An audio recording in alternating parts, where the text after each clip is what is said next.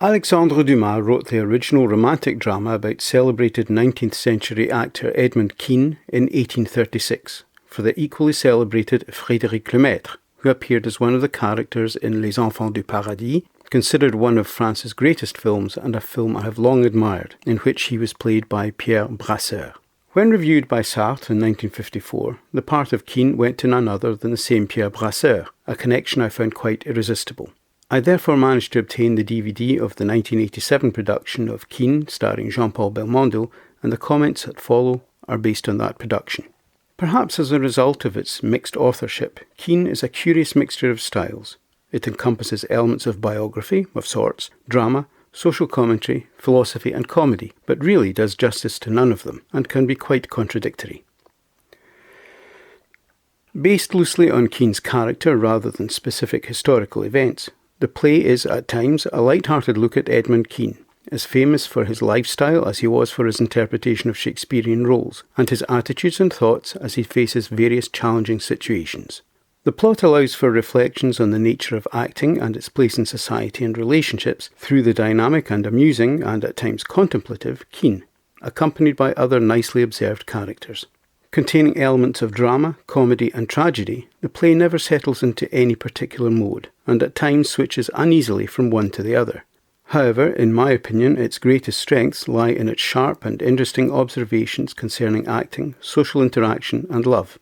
Philosophical dramas can be terribly dry and artificial.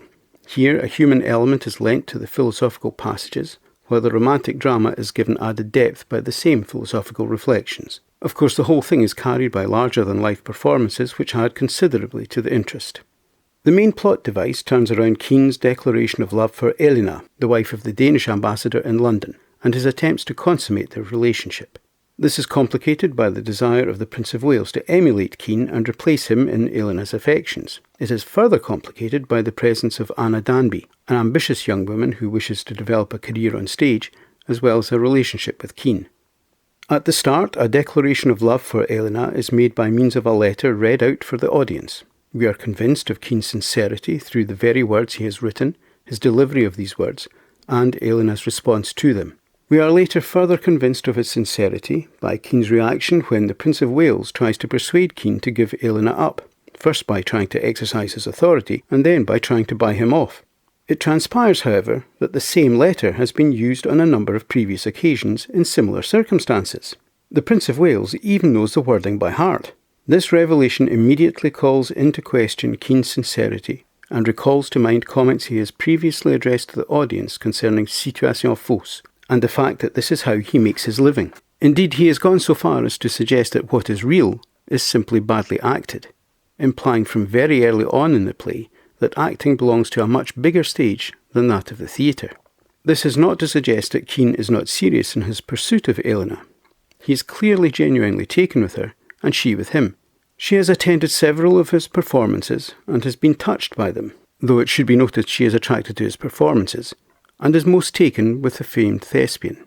He, on the other hand, has noticed her beauty and the fact that she has been moved by his performances, and is willing to flatter her by means of performance in order to achieve his objective. We meet Salomon, Kean's long-suffering manservant, who offers Kean advice and tries to keep him on the straight and narrow. Salomon may represent reason and social responsibility and even common sense, while Kean is spirit, desire and life.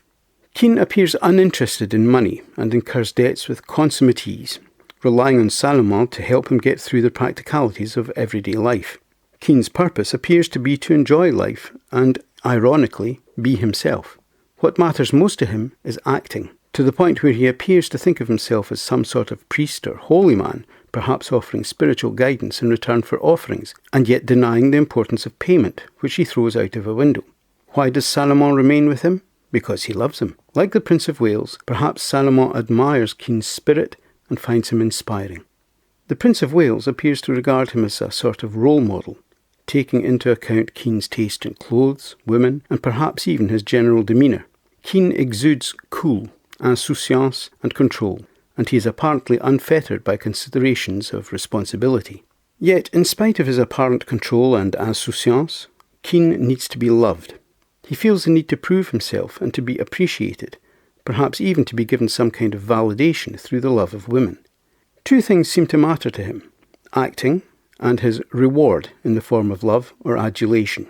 Money seems to count for very little. A key phrase in understanding Kean's character, and by extension all of us who form society, is so much pride or amour-propre, so little self-esteem. Love, or perhaps rather and quite crucially being loved, is what keeps Kean going. He requires some form of appreciation in order to make him feel worthwhile. Of course, as he is shown in his pursuit of Elena, he adopts a persona to appeal to women. He plays a part in order to win them over, and it is the image for which these women fall. Kean is now so used to adopting this persona that he is no longer sure where the image ends and the man begins. Indeed, at one point he even states he is playing the role of Kean. Here we are touching on what I see as one of the main points of the play. Sartre seems to be suggesting that in society we adapt to the company we keep and play parts or adopt different personas according to the different situations in which we find ourselves. Others, who are in the same position, help decide one's reaction, and indeed ultimately one's fate, while playing the same game. Another major point is the nature and role of love in this process. Kean has pursued Elena not just because of her physical beauty, but because she has shown the proper, as he sees it, appreciation of his talents. He is not, therefore, driven by some selfless and hopeless love for another, but rather by a desire to be loved by one who would appear to be besotted with him. His love, and perhaps by implication all of mankind's, is therefore ego-driven. Elena, it should be said, is equally keen to be the focus of Kean's attention. In the end, Kean and Elena's love is shattered as Kean realises that she loved his persona rather than the man, and that in any case, by the end, she appears more interested in developing a relationship with the Prince of Wales, whose jealousy of Kean she finds flattering. Elena reacted with jealousy on discovering Kean's burgeoning relationship with Anna Danby, and, realising that Kean's heart may not belong entirely to her, her attention is moved to one who has shown jealousy over her, and whose affection, she thinks, may be more genuine, the Prince of Wales. Elena has therefore shown exactly the same instinct of self-love as Kean. The one fell for the other because each was driven by the idea of being loved. Each is motivated by amour-propre, and seeks to boost their self-esteem through their relationship, with each playing the part necessary to achieve their objective. This theme of jealousy serves to underline the fact that each is motivated by self-love. Each is hurt by the other's possible involvement with another, but not because of the thought of their being with another. Rather, it is because of the implications of lack of feeling for the other. However, there is another element as far as jealousy is concerned, and that is control.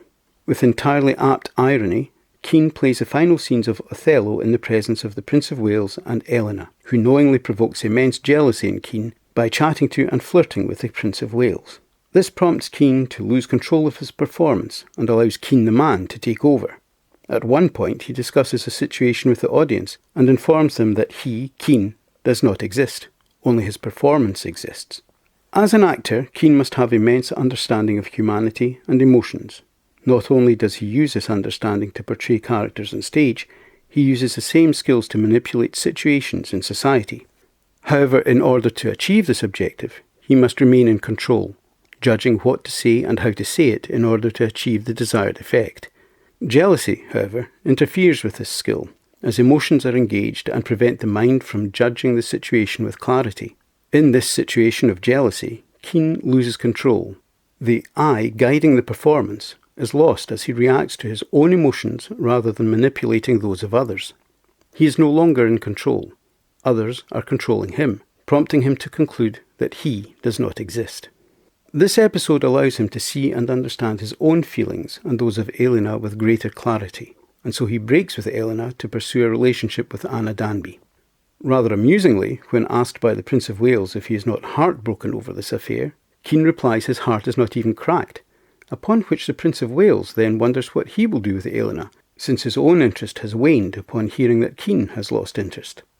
Clearly, Sartre is suggesting that we are profoundly influenced by the views of others in our dealings with fellow human beings. Acting, then, is seen as an essential element in social interaction. Kean goes so far as to suggest that there is no moment when he is not acting, i.e. giving a measured and conscious response to a situation, where he is aware of the effect of the words he chooses to use and the way in which those words are delivered.